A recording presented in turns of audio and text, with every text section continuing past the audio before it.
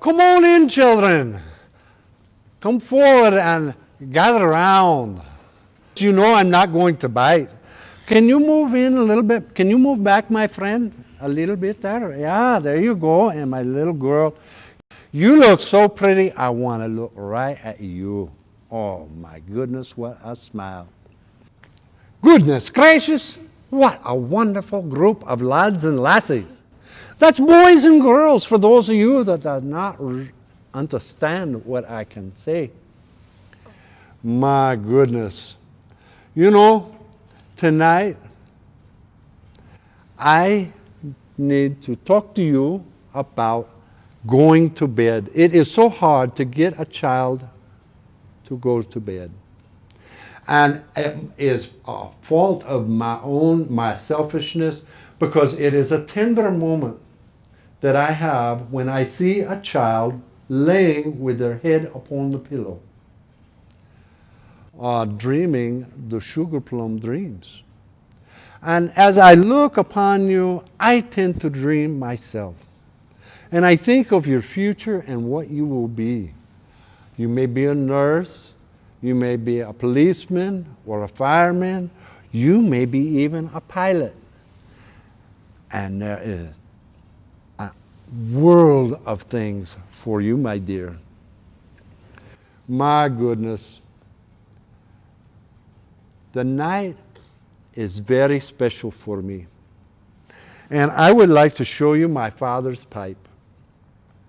And this is special because I remember as a child my father sitting beside my bed and telling me a story.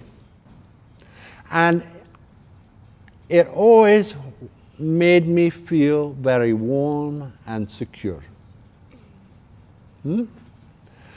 And I would like to share a story with you tonight. Would that be okay? Yeah!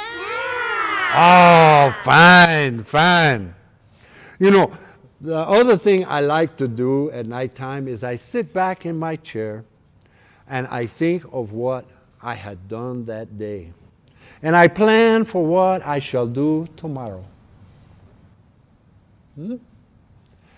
And sometimes I get a chance to tell a story.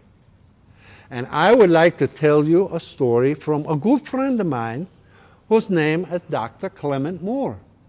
And Dr. Moore wrote a very special story for his children back in 1823. And he titled that story, A Visit from St. Nickolas. And so now I shall tell you that story.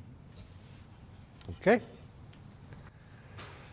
'Twas the night before Christmas, when all through the house not a creature was stirring, not even a mouse.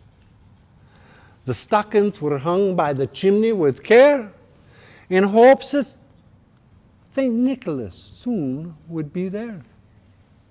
The children nestled all snug in their beds, while visions of sugar plums danced in their head. And Mama in her kerchief, and I in my cap, had just settled our brains for a long winter's nap, when out on the lawn there arose such a clatter, I sprang from my bed to see what was the matter. Away to the window I flew like a flash, tore open the shutters and threw up the sash. The moon on the breast of the new fallen snow gave the luster of midday to objects below. And what to my wondering eyes should appear but a miniature sleigh and 8 tiny reindeer. with the little old driver so lively and quick, I knew in a moment it must be St. Nick. Oh, ho, ho. More rapid than eagles his courses they came, and he whistled and shouted and called them by name. Now Dasher, now Dancer, now Prancer and Vixen, on Comet, on Cupid, on Donner and Blitzen, to the top of the porch, to the top of the wall, now dash away, dash away, dash away all. As dry leaves before the wild hurricane fly, when they meet with an obstacle, mount to the sky, so up to the housetop the coursers they flew, with a sleigh full of toys and St. Nicholas too. And then in a twinkling I heard on the roof the prancing and pawing of each little hoof. As I drew in my head and was turning around, down the chimney St. Nicholas came with a bound. He was dressed all in fur from his head to his foot, and his clothes were all tarnished with ashes and soot.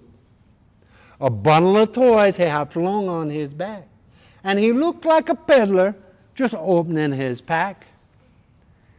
His eyes, how they twinkled. His dimples, how merry. His cheeks were like roses, and his nose like a cherry. His droll little mouth was drawn up like a bow, and the beard of his chin was as white as the snow. The stump of a pipe he held tight in his teeth, and the smoke it encircled his head like a wreath. He had a broad face and a little round belly that shook when he laughed, like a bowl full of jelly.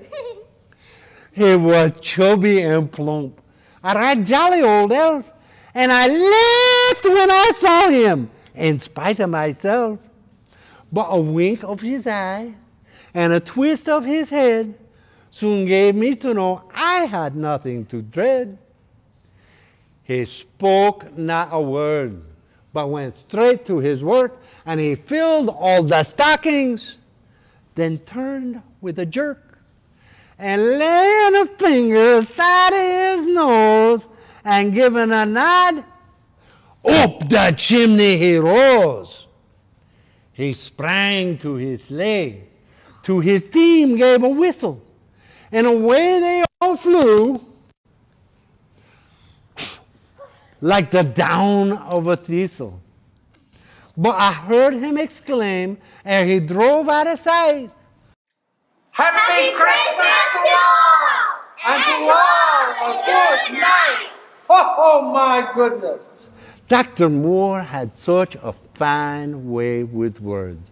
Tender words that he had written for his children back in 1823. Now, I can tell you a secret. Dr. Moore's lassie, his wife, she was sneaky. Good sneaky, just like some women are today. They're all good sneaky. But she took and she copied what he had written. And she gave those copies to her friends and to her family, with the instructions that they too must make copies and pass them on. And you know what happened? The story spread like wildfire. Back then, they did not know what viral is. And maybe you know what that means today. But it spread all over the world. And do you know that it was 21 years later, in 1844, before he even acknowledged that he wrote the piece? My goodness. Happy Christmas to all, and to all a good night. Thank you, Dr. Moore, for giving us those beautiful words you wrote tenderly for your children. And thank you, too, for the wonderful image that you give us of the American Santa that we know and love today. And children, I want to thank you for wonderful attention. And I hope that your future will bring you many pleasant sugar plum dreams. Good evening.